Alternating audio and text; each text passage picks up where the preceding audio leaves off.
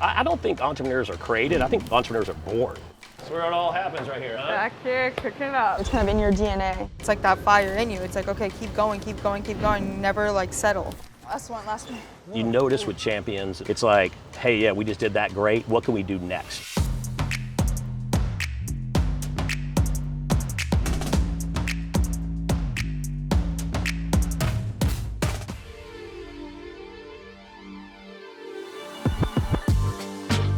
I got them to do a scan of Kane, and this is when she was younger, and so they did a scan and said, we'll put this in different restaurants. Y'all helped us open this restaurant by giving us great exposure right as opening. I like to be in the community and reflect the community, right? So this Art Deco, like the Art Deco was all over here in Miami, right? So tell me where the drive came from, first being college athletes, great basketball players in the middle of it, and how hard you had to work for that. Then NIL comes around. How did you get that fire to do NIL right? From the jump, I think Haley and I are very consistent and routine-like people, and I think college athletics teaches you that and kind of sets the standard for that. So I think it was very seamless when we got into the NIL space, and then furthermore wanting to start our business, starting our Together app, all those traits just kind of carry over. And I think that starts with college athletics and like the discipline and the routine and the commitment to it. If you're going to give your 100% to something, you got to do it every single day because there's other people relying on you. There's so many parallels to business. You might be tired, but when you show up to practice, you show up to that game, you got to wipe all that clean. And look, I live it today, every day. Our restaurants, and we have 900 restaurants, and we the same thing as y'all going to the game, your coach is prepping you. It's like, hey, look, you might be tired, but people are coming here to pay good money.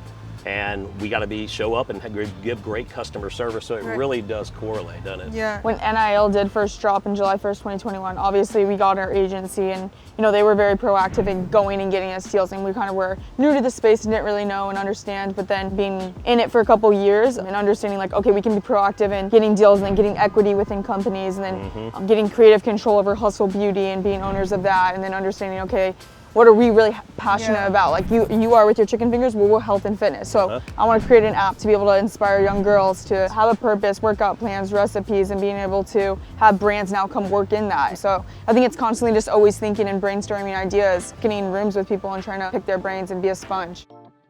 I wanted one restaurant, I didn't think it'd become this, 900 restaurants and that. So I was like, yeah, it's a little neighborhood thing. I think it's good. So I was always just interested in business and creating, and it's creating that economy. But what I like more about it is bringing people in to do that with me. And so the restaurant business was a natural for me because I grew up in my mom's kitchen.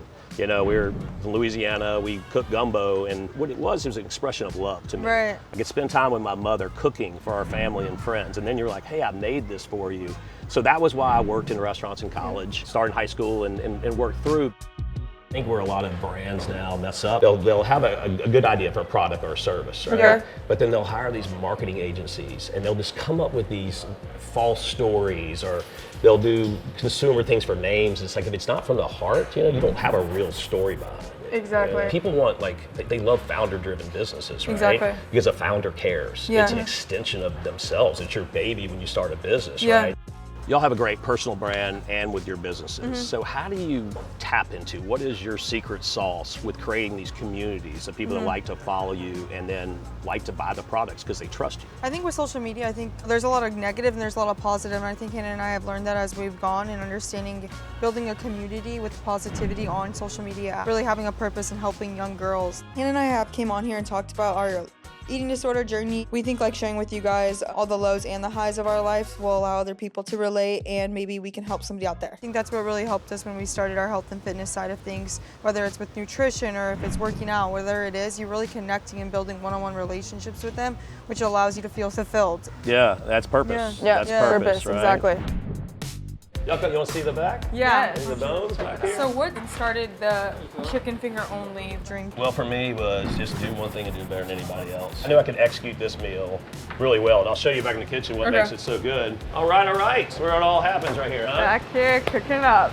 Ooh, smells so good. When you started focusing on the one item in the very beginning, did you get a lot of feedback coming back like that's not gonna work. Yeah, I got the worst grade in the business planning class. Yeah, I saw that B minus, right? Yeah. You're never gonna make it. And that's why they said, hey, you didn't follow the industry. All the other McDonald's is adding menu items. When the teacher came back and said that, what was your mindset afterwards? Fired me up like an entrepreneur. You've been told though, right? Yeah, exactly. And you're like, yeah, use that as your fuel. approach. And he's probably looking at you now like, probably gave him an A+.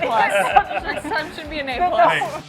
When it comes to marketing, obviously you've done an amazing job. What is your favorite brand or partnership that you've done through Raising Cane's? You know, I love to do collabs. When social media came out, I'm like, man, this is a great way to reach people and to reach people very cheaply. And stuff goes viral and do it. So I got on it, and then I saw is with celebrities, it just boosted up. With influencers like y'all, it elevates to those fans. So when we partnered y'all in helping us open this Miami restaurant, it was just, hey, just please go promote it. Right. And then it's like, they know what they're doing, right? Yeah. So it came off real organic, real we're going to Cane's and doing it. And it literally brought people in the restaurant. People were like, oh, I saw y'all's post, right? First person I did it with was Snoop Dogg. We're good friends. And he was like, man, I got this album coming out. What do you think we can do together to help cross promote? And I was like, where are you going next week? He's like, I'm going through Little Rock. I've got a show. I said, hey, stop by the store in Little Rock. We'll film it, and you work drive-through. It went viral. It just went everywhere. Once Snoop does it, then anybody will do it. Today we celebrate with our favorite food. What we eat, y'all?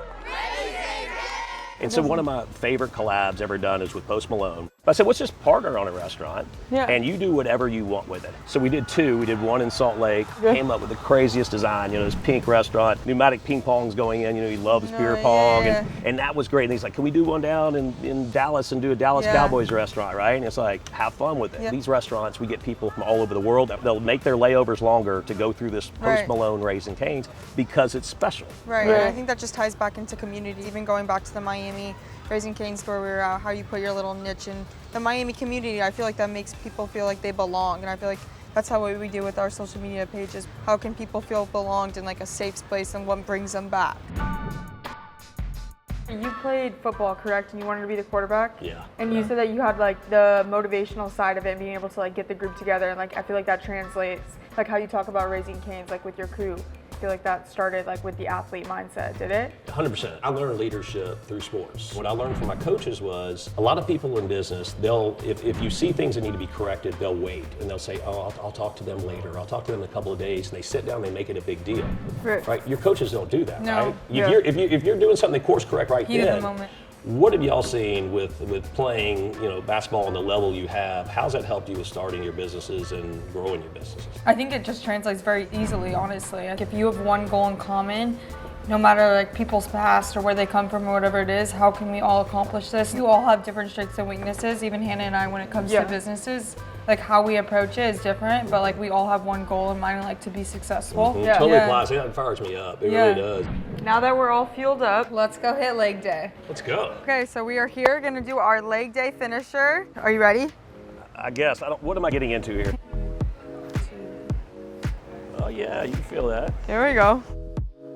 You talk a lot about like mistakes and like lessons. What do you think is the biggest lesson you've learned? My first really big mistake I made was we had 28 restaurants. I was a young person. I felt 10 feet tall and bulletproof. Banks were different back then, a lot more lenient. I'd say I raised $1 million with Joe Blow. I could take that piece of paper and to get $1 million from them, then I could go borrow off that $1 million like it was equity, which is not smart to do. There's no real equity. I owe that person money too, subordinated to the banks first and them. Opening all these restaurants, I was bringing in cash. But when Hurricane Katrina hit, 21 of my 28 restaurants went down, which meant cash stopped, payments don't. And I was like, you idiot. You thought you could just get through anything, and we got a real problem now. Now, fortunately, with that entrepreneurial sense, there is never going to give up. Nothing's ever going to beat us. So we rallied the teams. We opened our restaurants up at some places 4 months before any other restaurant opened in the community. So we were able to survive that. But I told myself I will never leverage my company and not good financial metrics. Down the ladder, here we go. 1, 2, this one's heavy. 2 is doing what you're doing right now. And what we're all doing is learning from people. You're constantly learning. You're always a student of your business, always constantly setting your goals to where you just keep going. You'll never get there. If someone thinks they've arrived, it's time to show them the door. Well, then it's time for you to go out to pasture because you're not going to get better because somebody else is bigger, stronger, faster, man. I love that. So you never had an I made it moment? The first month at Cane's, I was so worried about just making payroll. You know, but that first month when we made $30, that was that, oh wow, this is gonna work. Okay. Everybody you brought into this chicken finger dream you have, Yeah. they're all gonna be okay. Did y'all have a I made it moment being entrepreneurs? I loved like the app and creating it. I think mentally when you struggle with an eating disorder and then being able to kind of turn that into a positive light for other people, and that's what the passion is behind it, like that's a win that I'm gonna celebrate no matter what. Yeah. This is why I was excited about having this day that we could talk, is that I love supporting strong women, these young girls and women that are coming through that look up to you, that positive reinforcement, right? There's so many negative influences, celebrity out there that's not good. They can lock into people they look up to. It changes their life. The ripple effects go way beyond what you could ever feel. Leg day finish. Yeah. Woo!